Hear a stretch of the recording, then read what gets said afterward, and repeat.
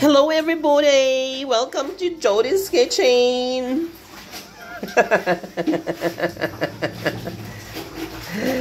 Magluluto po tayo ngayon ng maha blanque.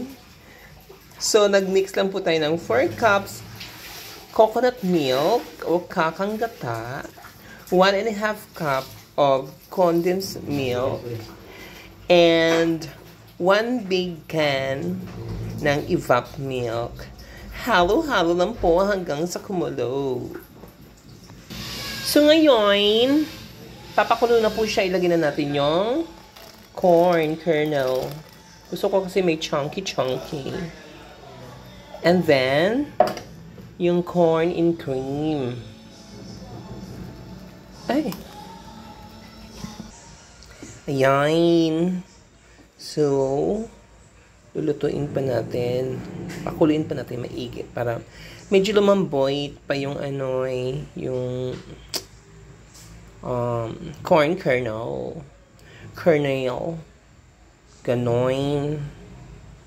Ganyan ha. Hello lang po.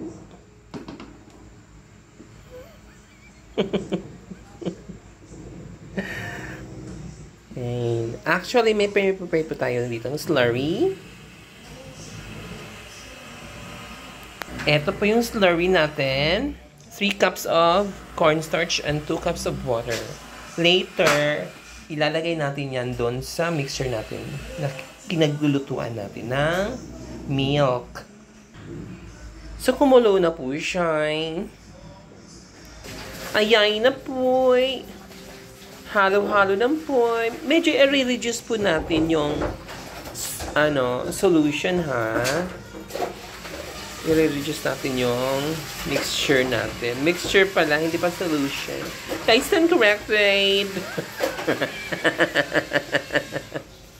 Yan, halo lang po ng halo.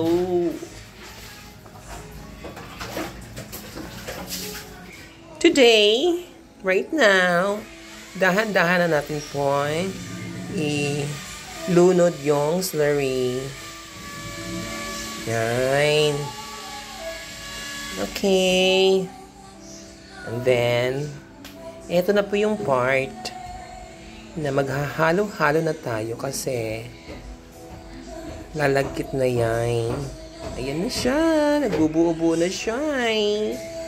So, very low fire lang po tayo mga everybody, ha?